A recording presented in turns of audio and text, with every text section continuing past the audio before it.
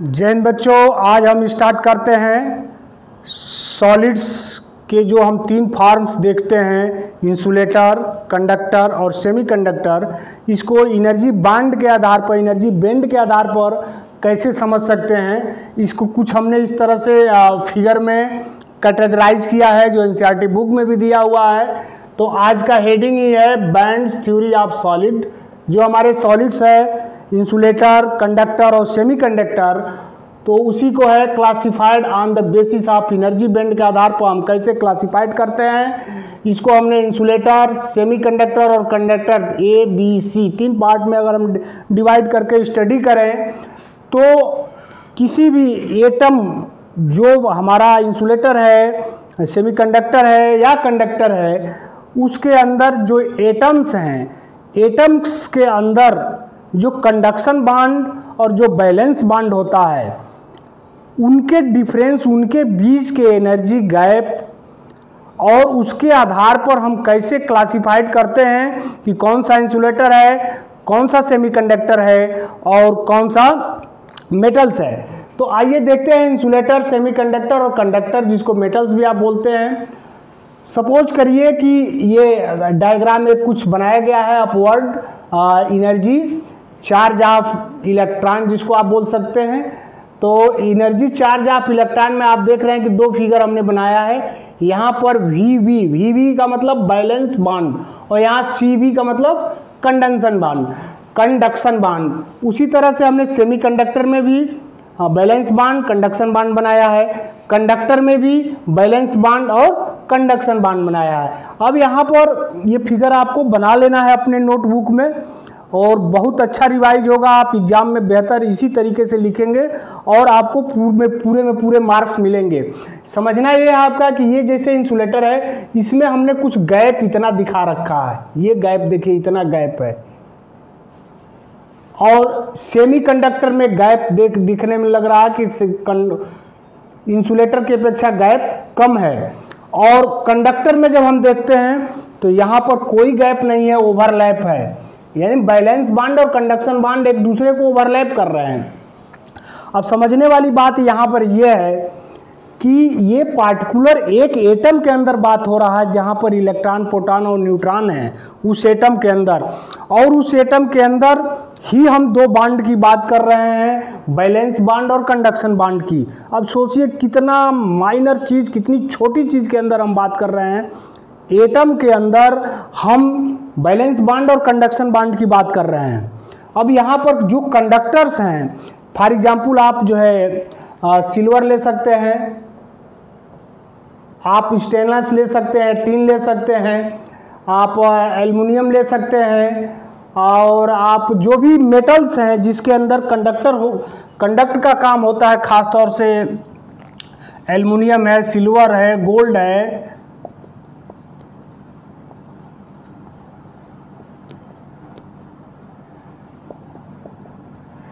ये जो कंडक्टर्स हैं, कॉपर है, ये सभी क्या है, कंडक्टर्स हैं। इनके अंदर आप एग्जाम्पल में लिख सकते हैं। यहाँ पर एग्जाम्पल हमने दिया है टीन का SN, जिसका जो है डेल्टा EG का मतलब इसके बीच का, इसी के बीच की जो ये डिस्टेंस आप देख रहे हैं, ये डिस्टेंस ही डेल्टा EG है। अभी इसके बारे में हम बात करेंगे। डेल्टा EG, इसी डिस्टेंस के बीच की बात डेल्टा EG है, जिसको आप फॉरबिडन गैप भी कहते हैं और फॉरबिडन एनर्जी भी कहते हैं। इसका अभी हम डिस्कशन करेंगे कि क्या इतना गैप इसमें क्यों दिखाई दे रहा है, इसमें इतना गैप क्यों दिखाई दे रहा है। यहाँ पर देखिए, आप सबसे पहले हम कंडक्टर की स्टडी करते हैं। तो कंडक्टर के कुछ एग्जाम्पल आप दिमाग में बैठा लीजिए, जैसे एल्युमिनियम है, सिल्वर है, गोल्ड है और स्टेनस है, कॉपर है। ये सब क्या है, गुड कंडक्टर्स हैं। अब गुड कंडक्टर्स में क्या है, बैलेंस बांड और कंडक्शन बांड एक दूसरे को ओवरलैप कर रहे हैं। यानी इसके जो बैलेंस बांड के फ्री इलेक्ट्रॉन है वो कंडक्शन बांड में, इनके जाने के लिए कोई एनर्जी की आवश्यकता, एक्सटर्नल एनर्जी की आवश्यकता नहीं पड़ रही है। तो यहाँ पर देख रहे हैं कि डेल्टा EG माने ये एनर्जी क्या है, 0 इलेक्ट्रॉन वोल्ट है। यानी इनका सबका लगभग जो है क्या होता है, 0 electron volt delta EG value होती है। क्यों होती है, क्योंकि इनके बैलेंस बांड और कंडक्शन बांड दोनों एक दूसरे को ओवरलैप कर रहे हैं। वहीं पर जब हम सेमीकंडक्टर में आते हैं तो कुछ इंसुलेटर से इसकी डिस्टेंस वैलेंस बांड और कंडक्शन बांड का कम दिखाया गया है, फिगर में आप देख पा रहे होंगे। तो आप देखिए कि ये सेमीकंडक्टर में वैलेंस बांड में सारे फ्री इलेक्ट्रॉन हैं, वैलेंस बांड में है, लेकिन वो कंडक्शन बांड में एक एटम की बात हो रही। बार बार दिमाग में आपको ये रखना है कि ये सारी बातें एक एटम के अंदर हम लोग कर रहे हैं, और बहुत सूक्ष्म और माइनर स्टडी की बात है ये, कि उस एटम के अंदर इंसुलेटर में वैलेंस बांड और कंडक्शन बांड के बीच में दूरी कम होती है, और यहाँ से वैलेंस बांड से इलेक्ट्रॉन को कंडक्शन बांड में पहुँचाने के लिए जो एनर्जी की आवश्यकता होती है, एक्सटर्नल एनर्जी, जिसको आप टेम्परेचर के माध्यम से, या 3 तरीके जो बताए गए हैं कि कैसे हम फ्री इलेक्ट्रॉन को इजेक्ट आउट करते हैं, उस माध्यम से आप हीटिंग करके और एनर्जी दे के वैलेंस बांड से कंडक्शन बांड में अगर इलेक्ट्रॉन पहुंचाते हैं, एटम के ही अंदर की बात हो रही है, वो इलेक्ट्रॉन को फ्री आउट होकर इलेक्ट्रॉन को बाहर नहीं जाना सरफेस से, उस एटम के अंदर ही वैलेंस बांड से कंडक्शन बांड में जाना है। तो वहाँ पर 3 इलेक्ट्रॉन वोल्ट से कम की एनर्जी की आवश्यकता होती है, और हमारा कंडक्शन बांड में इलेक्ट्रॉन पहुंच जाते हैं, और जब इलेक्ट्रॉन कंडक्शन बांड में पहुंच जाते हैं तो वहाँ पर करंट का फ्लो हो जाता है। वहीं पर इंसुलेटर में क्या है, इंसुलेटर में इनका गैप ज़्यादा यहाँ दिखाया गया है वैलेंस बांड और कंडक्शन बांड में, और यहाँ पर इसके इलेक्ट्रॉन्स को कंडक्शन बांड में पहुँचाने के लिए हमको यहाँ पर देख पा रहे होंगे आप ग्रेटर देन 3 इलेक्ट्रॉन वोल्ट, जो बैंड गैप है वो बहुत ज़्यादा है। तो जो फॉरबिडन एनर्जी है, ये एनर्जी हमको क्या देना पड़ेगा, 3 इलेक्ट्रॉन वोल्ट से ज़्यादा देना पड़ेगा। तो यहाँ के इलेक्ट्रॉन कंडक्शन बांड में जाएंगे, और तब जाके हमारा कंडक्शन या उसमें विद्युत धारा का करंट का फ्लो होगा। अब देख रहे हैं तो ये इंसुलेटर में इससे इतना एनर्जी देने के लिए कि इसके इलेक्ट्रॉन को हम कंडक्शन बांड में भेजें, बहुत ज़्यादा एनर्जी की आवश्यकता पड़ रही है। इतना एनर्जी में बहुत ज़्यादा खर्च आएगा, और उस खर्च से हम अगर करंट लेते भी हैं तो कोई मायने नहीं है। यहाँ पर खर्च बहुत कम है, तो यहाँ पर करंट हम ले सकते हैं मेटल्स या कंडक्टर में। लेकिन अब यहाँ पर आप सोच पा रहे होंगे कि यहाँ भी एनर्जी की आवश्यकता है जो लेस देन 3 इलेक्ट्रॉन वोल्ट है, तो फिर हम इसको क्यों रख रहे हैं, क्यों नहीं इसको रख ले रहे हैं। इसको इसलिए नहीं रख रहे हैं कि जो सर्किट या चिप हमारे बन रहे हैं, कहीं कहीं किसी चिप में आवश्यकता होती है कि उस चिप में करंट का फ्लो न दिया जाए। कोई लैपटॉप है, आपकी मोबाइल्स हैं, टेलीविज़न है, उसमें ऐसे चिप की आवश्यकता है जिसमें करंट का फ्लो न दिखाना पड़े, वहाँ पर हमारा सेमीकंडक्टर काम आ जाएगा, वहाँ हम करंट का फ्लो नहीं दिखाएंगे। कोई ऐसी चिप बना रहे हैं जिसमें करंट का फ्लो आवश्यकता है और इतने मात्रा तक ही आवश्यकता है, तो ये सारी सुविधा हम सेमीकंडक्टर में ही शुरू में ही पढ़े थे कि कंट्रोल फ्लो ऑफ इलेक्ट्रॉन्स, जो इलेक्ट्रॉन्स हैं उनको कंट्रोल करने की जो प्रक्रिया हमारे सेमीकंडक्टर में ही पॉसिबल है, और टेम्परेचर बढ़ने से इसकी कंडक्टिविटी बढ़ती है और रेजिस्टिविटी घटती है। यहाँ पर क्या है, टेम्परेचर अगर इंक्रीज होता है तो रेजिस्टिविटी बढ़ जाती है, कंडक्टिविटी घट जाती है, यहाँ कोई इफेक्ट ही नहीं पड़ता।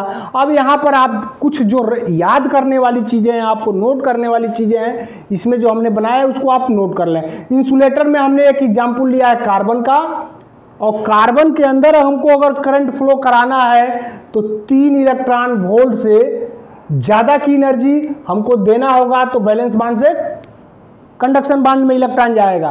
तो कितना 3 से कितना ज़्यादा देना पड़ेगा, तो ये एक्सपेरिमेंटली देखा गया कि 5.4 इलेक्ट्रॉन वोल्ट अगर एनर्जी हम दे रहे हैं तो वैलेंस बांड से इलेक्ट्रॉन कंडक्शन बांड में जाएगा।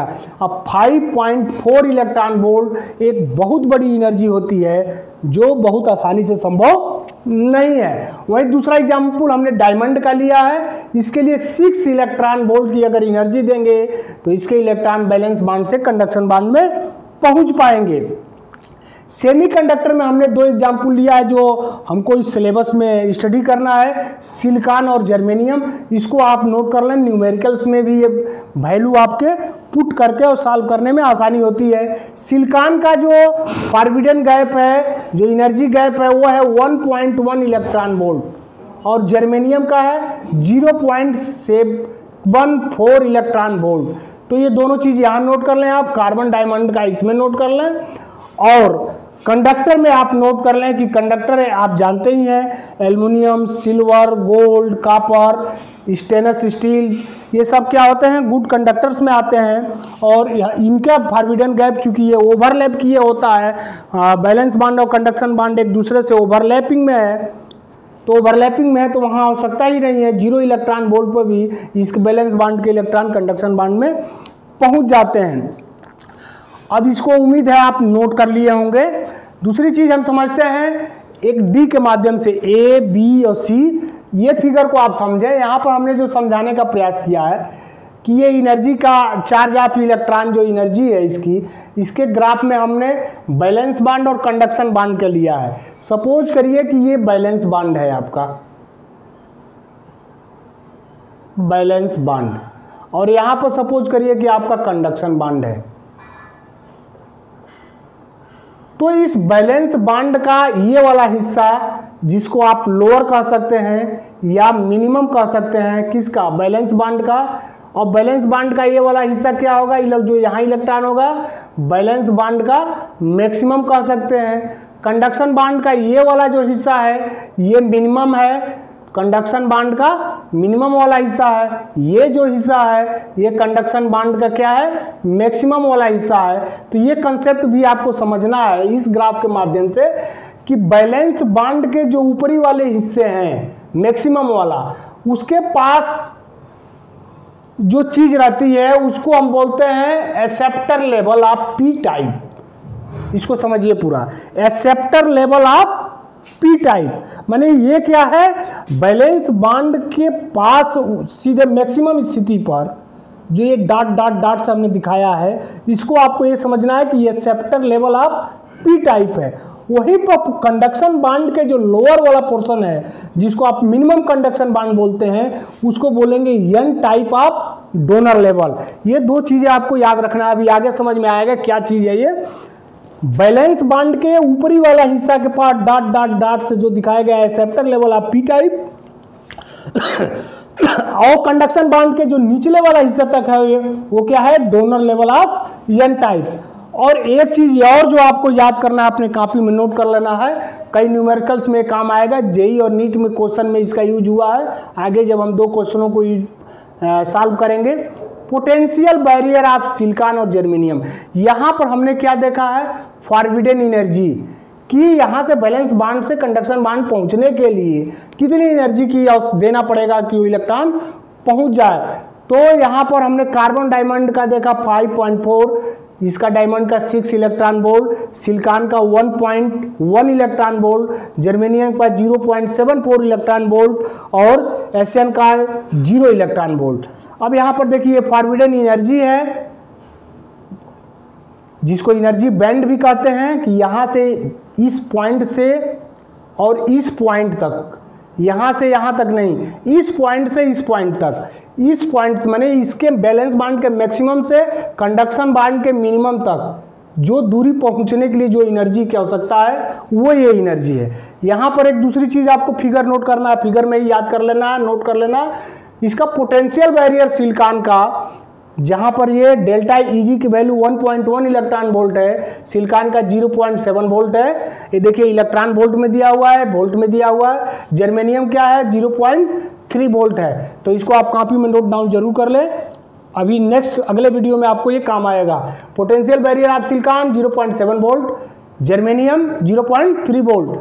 अब ये चीज़ आप समझ गए होंगे मैं उम्मीद कर रहा हूँ। और कुछ जो है इसके थ्योरीज हैं जो एग्जाम में 2 मार्क्स में, कभी कभी 1 मार्क्स में पूछ लिए जाते हैं, उसको भी हम स्टडी करते हैं। उम्मीद है कि ये सारे फिगर आप वीडियो पास करके नोट कर लिए होंगे, जो हमने ए बी सी और जो हमने ये डाटा दिया है। आपको एक जगह सारी बुक्स का एक मिक्सअप डाटा हमने तैयार किया है, और ताकि आपको कई पुस्तकों को स्टडी ना करना पड़े, एक ही जगह आपको फिगर मिल जाए, समझ आ जाए। और जब समझ आ जाएगा आपको तो आपको रटना भी नहीं पड़ेगा, आपको याद आ जाएगा। इसलिए हमने इस तरह का प्रयास किया है। अब कुछ हम समझने, इसको आप नोट कर लिए होंगे, डी पॉइंट को भी और ई पॉइंट को भी, उम्मीद करते हैं आप नोट कर लिए होंगे। मैं मिटा रहा हूं इसको, चलिए हमने इसको मिटा दिया। इस फिगर को अभी रहने देते हैं यहाँ पर, आपके दिमाग में, मन मस्तिष्क में तब तक बैठा रहेगा। अब हम एनर्जी बैंड समझने का प्रयास करते हैं, साथ साथ आप इसको नोट भी कर लेंगे डिफिनीशन को। हम एनर्जी बैंड को, बैलेंस बैंड को, कंडक्शन बैंड को, जो हम यहाँ पर बात कर रहे हैं, बैलेंस बैंड, कंडक्शन बैंड और एनर्जी बैंड, और क्या है एनर्जी बैंड गैप, क्या है फर्मी एनर्जी का है, फॉरबिडन एनर्जी गैप क्या है, इन सब चीज़ों को 4-4 लाइन के डिफिनीशन के माध्यम से समझने का प्रयास करेंगे। एनर्जी बैंड क्या है, नोट कर लें आप। In a crystal due to inter atomic interaction, समझे बात को, in a crystal due to inter atomic interaction valence electron of one atom की बात हो रही है, valence electron of one atom are shared by more than one atom. Now splitting of energy level takes place. समझे एक बार और इसको, energy band क्या होती है। ये जो हम balance band, conduction bond, energy band gap की बात करते हैं, तो उसमें एनर्जी बैंड क्या होती है। In a crystal due to inter atomic interaction valence electron of one atom are shared by more than one atom. Now splitting of energy level takes place. The collection of this closely energy level are called energy band. आप समझ पा रहे होंगे। दूसरा, energy band के अंदर जो हम बैलेंस बांड और कंडक्शन बांड की बात करते हैं, तो VB और VB क्या है, CB, VB और CB क्या है, यहाँ पर हमने 2 लाइन में डिफाइन करने का प्रयास किया है। बैलेंस बांड क्या है, it is the highest energy band which include the energy level of the valence electron. Balance bond क्या है, VB क्या है, it is the highest energy band which include the energy level of the valence electron. ये balance bond की बात हो रही है, ये आप समझे, बैलेंस बांड, और यहाँ पर तो ओवरलैप ही है। तो इसके जो मैक्सिमम यहाँ की बात हो रही है, जो अभी हम VB मैक्सिमम की हमने बात किया, तो इसको आप समझने का प्रयास करें। It is the highest energy band which is includes the energy levels of the valence electron. और कंडक्शन बांड क्या है, ये है conduction band. The lowest unfilled energy band next due to valence band is called conduction band. अब इसके lowest की बात हो रही है, यहाँ के इसका कंडक्शन बांड का लोवेस्ट पॉइंट क्या है, ये वाला पॉइंट है, इसका मैक्सिमम पॉइंट ये है। तो अब आप कंडक्शन बैंड को भी समझ पाए होंगे, energy band, valence band, conduction band. Video pause करके आप इसको डिफिनीशन को नोट कर लीजिए, फ्यूचर में आपके कंसेप्ट को और अधिक बेहतर बनाने के काम आएगा। उम्मीद है आप नोट कर लिए होंगे। अब मैं इसको फिर मिटाने जा रहा हूँ। चलिए, हमने इसको मिटा दिया। इसके बाद हम आते हैं अगला, जो हमारा इसी की सीरीज में अगला जो एनर्जी आती है वो है एनर्जी बैंड गैप क्या है। यानी बैलेंस बांड और कंडक्शन बांड के बीच जो आप दूरी देख रहे हैं, डिस्टेंस इंसुलेटर और सेमीकंडक्टर में, चूंकि कंडक्टर में वो ओवरलैप होता है, तो हम केवल वो गैप कहाँ पर देख पा रहे हैं, वो गैप हम देख पा रहे हैं इंसुलेटर और सेमीकंडक्टर में जो गैप देख पा रहे हैं, इसको हम स्टडी करने का प्रयास करते हैं।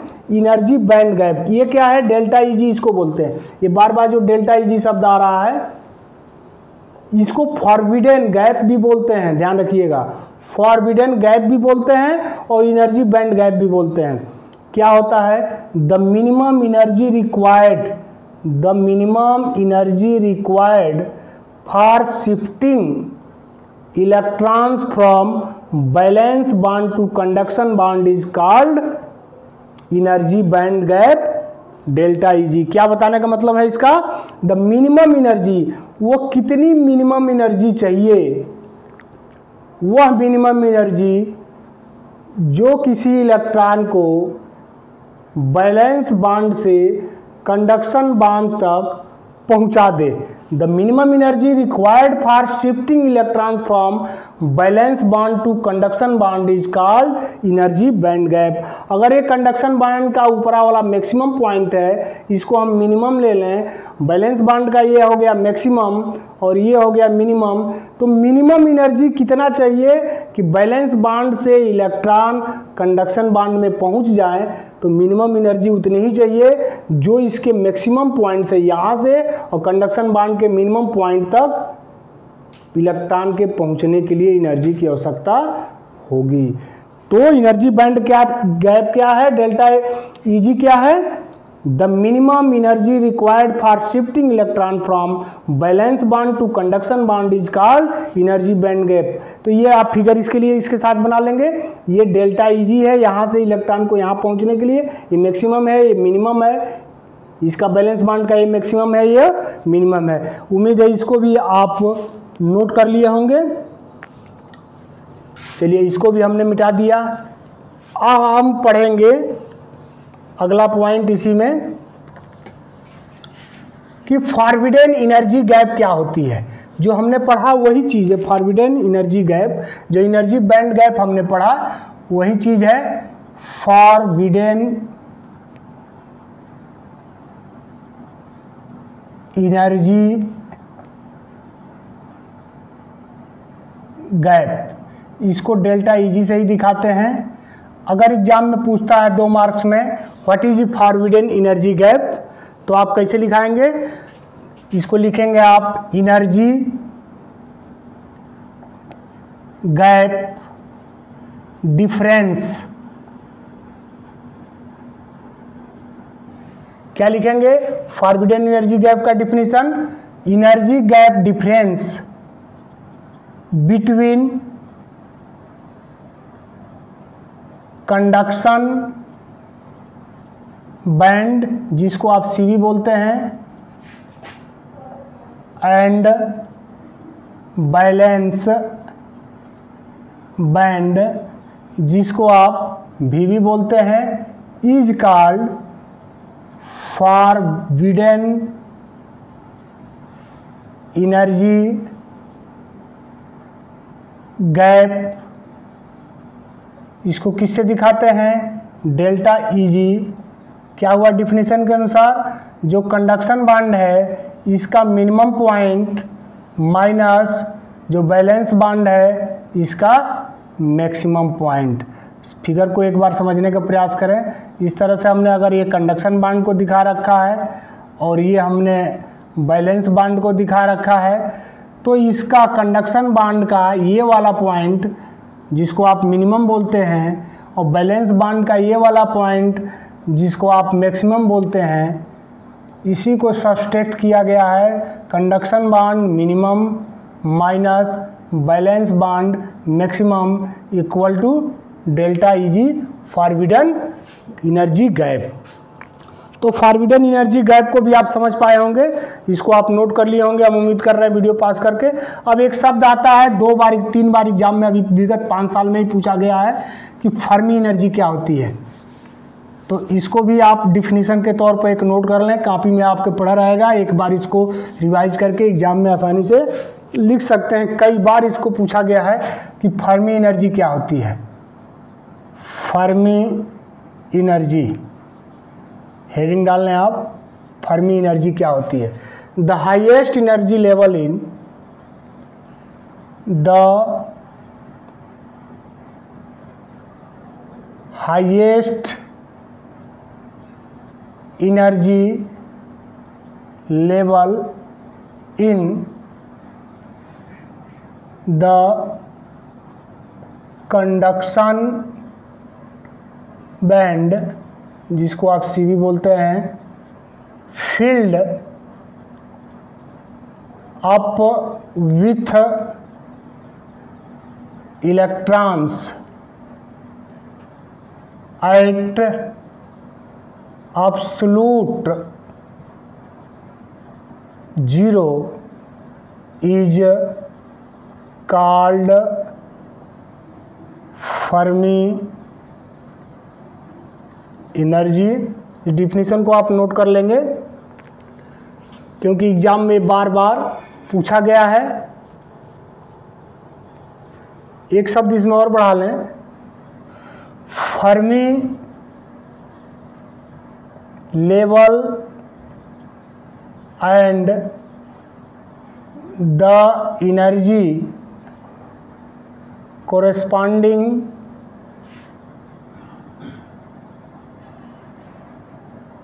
to Fermi level is called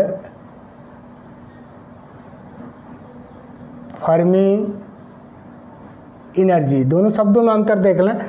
Fermi energy यहाँ पर आकर कंप्लीट हो रहा है। The highest energy level in the conduction band filled up with electrons at absolute zero is called Fermi level।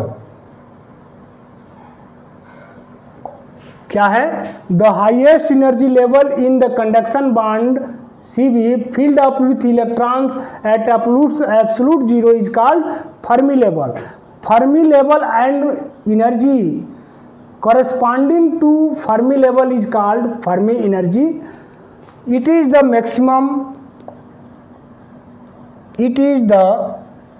maximum possible energy possessed by free electron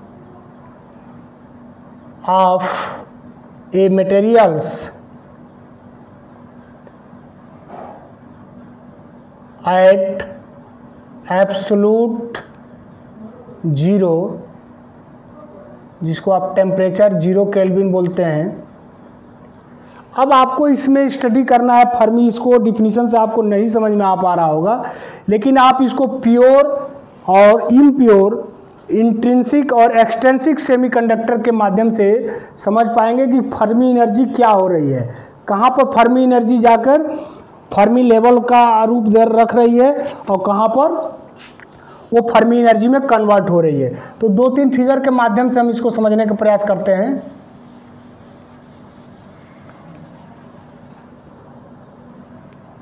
पहला आप समझें कि प्योर और इंट्रिंसिक सेमीकंडक्टर में जो कंडक्शन बैंड होगा और जो बैलेंस बैंड होगा, इसमें क्या फर्मी लेवल होगा? तो इसमें प्योर या इंट्रिंसिक, जिसमें कोई मिलावट अभी डोपिंग नहीं की गई है, ऐसी सेमीकंडक्टर में no Fermi level, no Fermi level आप लिख लेंगे इसको जरूर। जब इंट्रिंसिक है, जब तक शुद्ध है, इसमें मिलावट डोपिंग नहीं की गई है, पी टाइप एम टाइप का नहीं बना है, तब तक क्या है? No Fermi level. दूसरा फिगर आप समझने का यहाँ से प्रयास करें कि अगर वो इम्प्योर हो गया, ये इम्प्योरिटी मिला गई, कैसी इम्प्योरिटी मिला दी गई?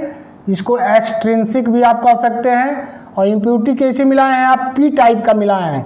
पी टाइप का मतलब एल्युमिनियम मिलाए हैं। तो एल्युमिनियम मिलाने के बाद क्या स्थिति आएगी कंडक्शन बांड की और बैलेंस बांड की? बैलेंस बांड के जस्ट ऊपर क्या हो जाएंगे? एल्युमिनियम में एक इलेक्ट्रॉन ऑलरेडी कम रहता है।